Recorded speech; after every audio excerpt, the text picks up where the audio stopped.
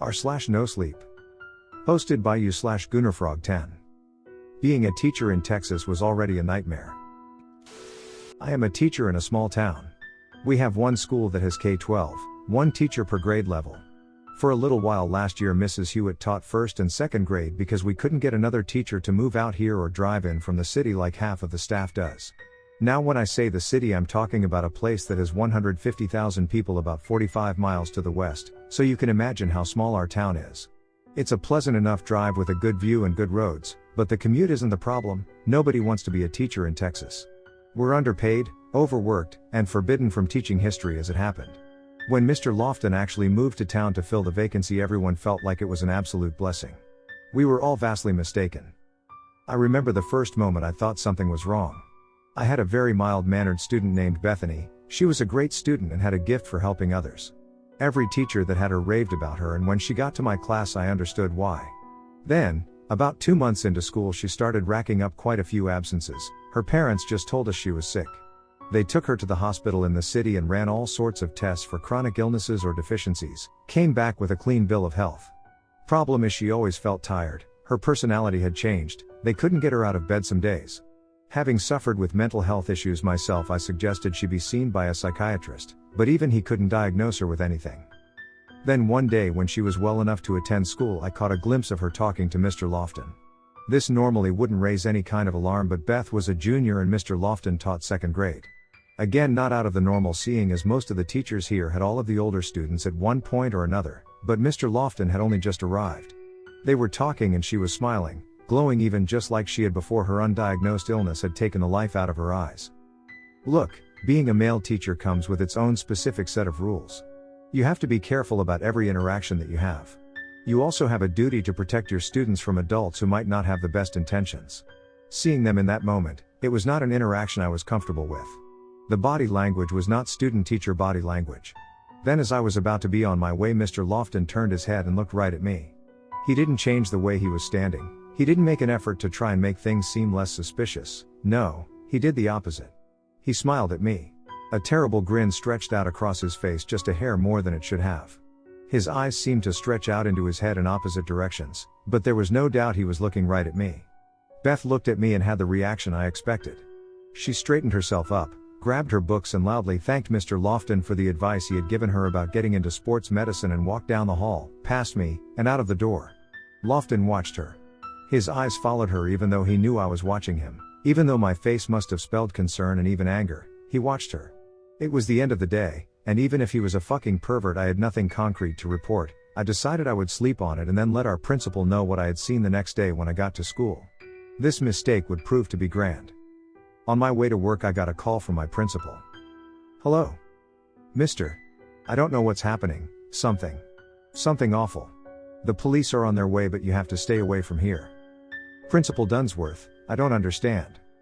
"You're not going to understand. Nobody will. It's Beth. She's locked herself in a room with Mr. Lofton and some other children.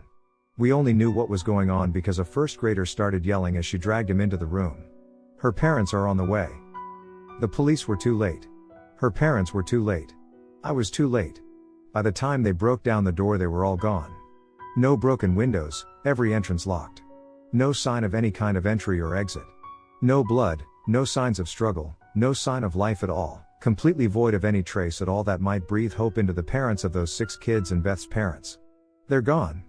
The whole town looked for those kids, looked for Mr. Lofton, looked for Beth.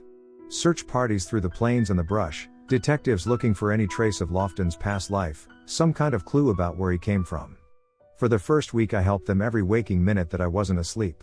Maybe it was out of guilt, maybe some part of me believed we would find them somewhere, but deep down I knew. They were gone. Hosted by you/Gunnerfrog10. The storm brought something with it. I don't remember much about Mama. I don't dare say that my old man, but it's true. He's got her picture hanging in a couple of places around the house so I know what she looks like, but I'm starting to forget her voice. The memories I have of her are getting pretty fuzzy. I try to think about them every night to keep them from leaving me.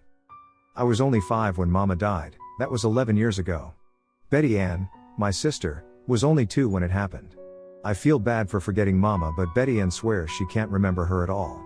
I don't blame her. I don't reckon I have any memories from when I was 2 neither. Betty Ann is the youngest one in the house, but she might be smarter than all of us put together. Me, Pa, and Grandmama, that is. She moved in right after Mama died. She did it to take care of Betty Ann because Pa had to keep the farm running, but she ended up taking care of all of us and then she stayed. Granddaddy was gone before I was even born. Disappeared into thin air, nobody knows what happened to him. Some folks reckon he up and left, but Pa says he would never do that. He was a good man, loved his family, probably got too bold fishing the river or something like that. They don't talk about Granddaddy much. The farm is about 25 miles from town. We got good neighbors, just spread real far apart, and the folks that live in town are real friendly too. We all got to look out for each other out here cause there ain't another soul for 100 miles in any direction. That's what Pa says all the time and he sure as shit ain't lying. Accidents out here could turn deadly real quick cause the nearest hospital is an hour and a half drive away. Most of us felt pretty lucky on that account, until we didn't. Around here trouble always seems to get its footing at the start of the tornado season. Now I know this might sound crazy, but normally the only thing we gotta worry about during tornado season is, well, tornadoes. But something strange started happening when the first big storm started rolling through. We ain't been hit by a tornado in years, but that don't mean we don't get lightning storms with strong wind and rain. That happens every year without fail. So the first storm comes around and she's a real piece of work. Rain coming at us sideways, lighting all across the sky. Gotta lock up all the animals, close the storm doors and windows, huddle in the basement till everything passes. Lucky for us we got to the other end of the clouds relatively unscathed. We were getting the animals back out into the pastures when Remus Derby made the long trip up the driveway to talk to Pa. Remus said the Barringtons lost one of their boys in the storm. He didn't die, they just can't find him. Louis Barrington is the boy's name. They'd been looking since early this morning when the sun broke through. Then Remus asked Pa and I if we could help cover some ground. Course we can. We gotta look out for each other out here. Bo and I will take the road into town, see if we can't spot him on the way in, then we'll tell those folks to keep an eye out. So Pa and I got on the good foot and made our way into town. We drove real slow and Pa told me to keep my eyes peeled looking out for the Barrington boy. We called out the window. We pulled over when I saw something blue in some brush, but it was just a doll somebody was missing. There's a saying that goes, bad gas travels fast in a small town. Well, the gas had beaten us into town by about an hour and there were all sorts of rumors flying around. Pa doesn't take kindly to rumors because of what he went through when Granddaddy disappeared. He still gets calls from people asking about UFOs and Russian spies. Pa told the gossipers they were only hurting the boy's chances of being found by spreading rumors, and he was right. With all the gossip going around, me and Pa didn't have any clue about what lead to follow. Mrs. Stanley lived right on the edge of town and sat in her rocker all day on the porch. She was happy to see us stop by and had heard all sorts of stories from all sorts of people about Louis Barrington, but one stood out to her. She heard that John Neckes, a native man whose people come from the Standing Rock Sioux tribe, went to the Barrington farm yesterday and asked Brody Barrington, Louis's father, if they would be willing to wait out the storm about 50 miles south on the reservation. The Barringtons were puzzled by this request on account of the fact that they are not native nor particularly close to John Neckes. Apparently John got increasingly animated and angry at their refusal, told them it was a matter of life and death. Brody Barrington had to threaten John with a shotgun before he finally got off the property.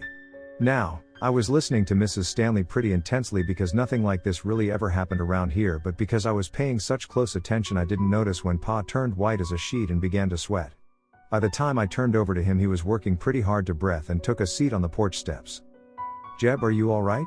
All the colors left your face, let me get you some water. No ma'am, Bo and I gotta go. Thanks for talking to us. Pa got up from the step and headed back to the truck. You gotta drive us home, Bo. You told me I had to wait until. I know what I said on account of I'm the one who said it. You drive that truck any chance you get when I'm not around, now drive us home. Pa and I drove about 10 miles in silence before he spoke to me again. Son, your daddy's about to tell you something that you're gonna have a real hard time believing. I need you to believe every word that I say, no matter how batshit crazy you think it sounds. You ain't ever had a reason not to trust me. Anytime I've held the truth from you, it was for your own good. Like when I told you Santa Claus was real, or when your rabbit went to live with his old family. I need you to listen real close. Pa, you're scaring me. I know, but you need to listen. When your granddaddy disappeared, it was real hard on all of us. I was about your age, but I was also the oldest, and your grandmama had to raise 3 kids all under the age of 12. Now your grandmama always told us she had no idea what happened to your granddaddy, and she kept that story up until your mama got sick, and then she told me what she actually knew because she felt like she had no choice. See, your granddaddy disappeared during the storm season. More than that, John Necka's granddaddy came to warn our family that we were going to lose someone in the storm. Said even if we all huddled together in the room downstairs, one of us wouldn't see the end of the storm. I was tending to the horses when your granddaddy was being warned by Ricky Neckas. I only remember Pa being that angry once before then, told Ricky Neckas if he ever came back to our farm he'd knock his teeth out with the butt end of a rifle. I thought they had argued about some crop prices. Pa was rattled. He spoke fighting back tears and built up rage. He spoke with a deep fear in his voice I ain't heard since he was telling me Mama was gonna go to heaven to be with her mama and her pa. I know how your mama died. I saw the test results, I spoke to the doctors. I stayed up and held her when she just couldn't take being sick anymore. It was the hardest thing I've ever done in my life by a goddamn mile. But whatever took your granddaddy ain't as simple as all that. Your grandmama said she saw it. Looked up into the clouds while she was helping your granddaddy secure some boards on the windows. Said it hung still in the air like the wind was cutting right through it. She said it never took its eyes off of your granddaddy, she fell apart inside. Feelings rushed all over her body, but she wasn't just scared. She told me she felt like all of the color in the world was gone, like nothing would ever be okay again. She told me she's never quite gotten over that feeling, and that everything that happened to them that day is something Ricky Neckas warned them would happen. Now all of that is harrowing enough as you can imagine. My heart was in my stomach and hands were sweaty and slipping off of the wheel, but the real reason I'm writing this now is because when we made the long trip up the lane way to the house, John Neckas was waiting for us. Pa told me to go up to my room. I can't hear everything they're saying, but Pa is real upset. I heard John say something about how it's never taken two before but it's still hungry. Pa seems inconsolable.